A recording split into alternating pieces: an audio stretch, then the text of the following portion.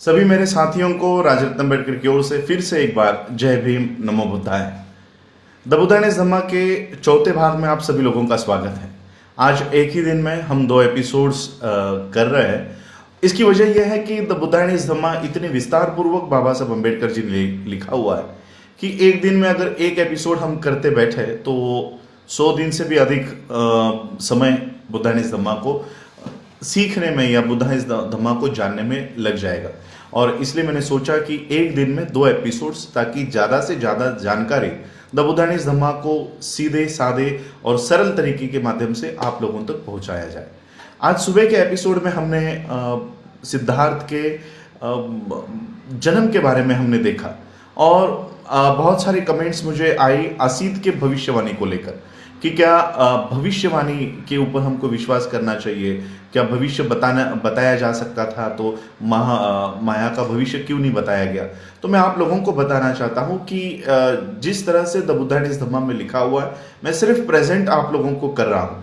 बाबा साहब अम्बेडकर जब ये बुद्धाइज धम्मा लिखने के लिए बैठे थे तब भी बाबा साहब को ये परेशानी हुई थी, क्योंकि त्रिपिटक पूरी तरह से इस ब्राह्मणवाद से घिरा हुआ था और ये सारे कर्मकांड और ये सारा उस त्रिपिटक में भरा दिया गया था। तो बाबा साहब अम्बेडकर जी ने भी केवल जो त्रिपिटक है उसमें से ये सारी जानकारी हमारे सामने लेकर आए। ये सारा कर्मकांड और ये सारा तब तक आप लोगों को सहन करना पड़ेगा ये बुद्धाइज धम्मा में, जब तक बुद्ध एक नए प्रकाश की खोज नहीं कर लेते और इन सारी बातों को जब तक वो नल एंड वॉइड नहीं करते, खत्म नहीं करते, तब तक ये बातें किसी ना किसी रूप में आपके सामने बुद्धाइज धम्मा में आती रहेंगी। दूसरा एक प्रश्न किया गया था कि क्या ब्राह्मण उस समय थे, तो ब्राह्मण बुद्ध के समय से बहुत साल पहले ही आर्यंस भारत में आ चुके थे। जिस समय सिद्धार्थ का जन्म हुआ उस समय भारत एक बहुत बुरी अवस्था से गुजर रहा था। भारत की सभ्यता संस्कृति पूरी तरह से ब्राह्मणों ने चातुर्वर्ण्य के माध्यम से खत्म कर दी थी और सिद्धार्थ ने एक नए प्रकाश का, नए जीवन का, नए फिलॉसफी का जो इन्वेंशन किया है वो इसी को खत्म करने के लिए, ब्राह्मणवाद को खत्म करने के लिए।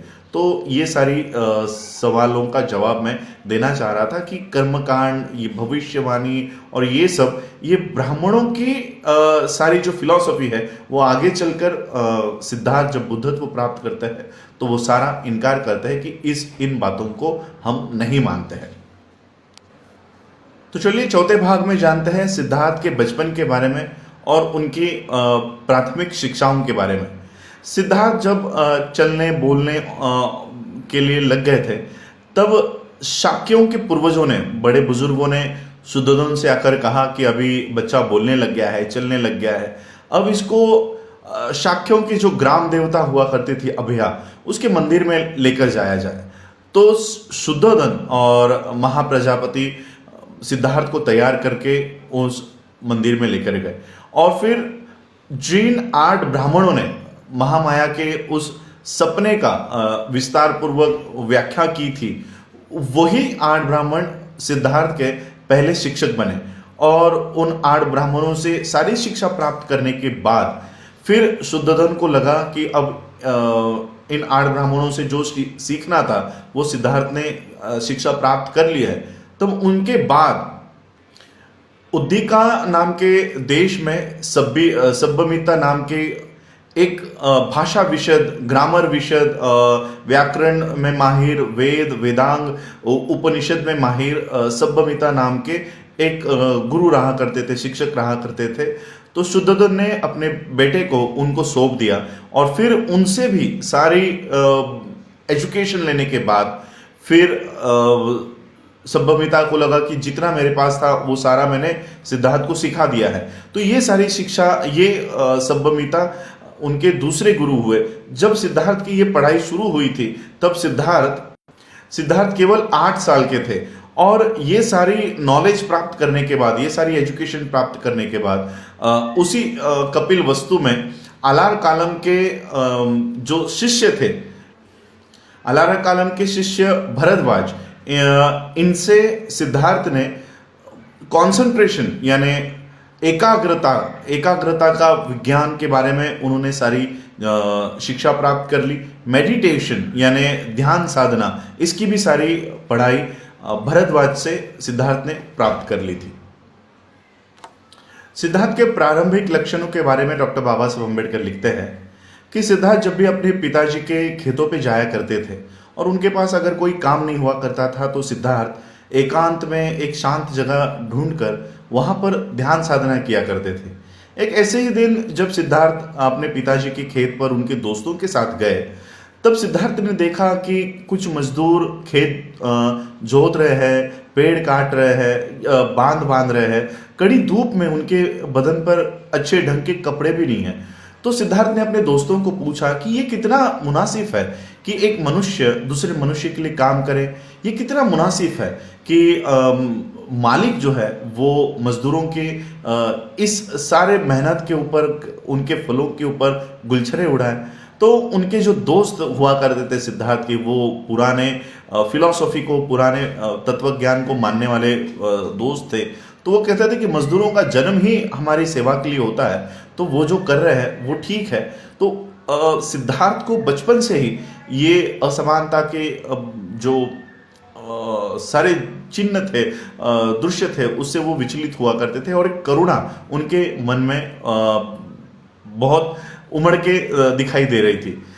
शाक्यों का एक वनप्रमंगल नाम का एक उत्सव वो मनाया करते थे और उत्सव का एक नियम हुआ करता था कि राजा या शासक परिवार खुद उस पहले दिन अपने हाथों से स्वयं वो खेत जोतने का काम वो खुद करेंगे। सिद्धार्थ इन उत्सव में भाग लिया करते थे। वो भले ही सारे विषयों में पारंगत थे, लेकिन अंग मेहनत, जहां मेहनत करनी होती थी वहां वो दूर नहीं हटते थे, पीछे नहीं हटते थे और आगे आकर वो खुद ये खेत जोतने का काम भी सिद्धार्थ किया करते थे। सिद्धार्थ धनुर्विद्या में और औजार चलाने में, हथियार चलाने में माहिर थे। सिद्धार्थ हमेशा जब उनके दोस्त उनको शिकार करने के लिए बुलाया करते थे, आमंत्रण दिया करते थे, तो सिद्धार्थ मना करते थे। तो उनके दोस्त उनको चिढ़ाने के लिए कहा करते थे कि शायद तुम शेर से डरते हो। तो सिद्धार्थ जवाब दिया करते थे कि मुझे पता है तुम शेर को नहीं मारने वाले हो, क्योंकि शेर से तुम सामना नहीं करने वाले हो। तुम जंगल में जाकर जो निष्पाप और छोटे जानवर है, जैसे कोई हिरन है या कोई खरगोश है, तुम उसी का शिकार करोगे। तो दोस्त कहते थे ठीक है, चलो तुम शिकार करने के लिए मत आओ, कम से कम हमारा निशाना तो देखने के लिए आओ। तो सिद्धार्थ कहते थे कि मैं निर्दोष प्राणियों का वध होते हुए देखना भी ये पसंद नहीं करता। इस तरह का जवाब जब वो देते थे तो उनकी माँ महाप्रजापति, इनको दुख होता था। वो अपने बेटे को बुलाती थी और कहती थी कि लड़ना तुम्हारा धर्म है, तुम एक क्षत्रिय हो और जो भूमि है, जंगल की जो भूमि है, वो युद्ध भूमि के पहले की ये भूमि है और वो वहां पर तुम अगर प्रैक्टिस करते हो, निशाना किस तरह से लगाना है ये वहीं से सीखा जाता है, और तुम वहां पर अगर जाने से मना करते हो तो तुम इसमें पारंगत कैसे हो सकोगे। तो सिद्धार्थ अपनी माँ को कहते थे कि किसी क्षत्रिय को लड़ना ही क्यों चाहिए। तो माँ कहती थी क्योंकि वो उसका कर्तव्य है, वो उसका धर्म है। और सिद्धार्थ फिर इसी तरह से सवाल करते थे अपनी माँ से कि एक क्षत्रिय को क्यों लड़ना चाहिए, क्या वो प्यार से नहीं रह सकते, आपस में लड़े बिना क्या वो अपने राज्य की रक्षा नहीं कर सकते थे। तो इस तरह के सवाल वो अपने माँ से किया करते थे और फिर उनकी माँ निशब्द हो जाती थी कि बच्चे को क्या जवाब दे।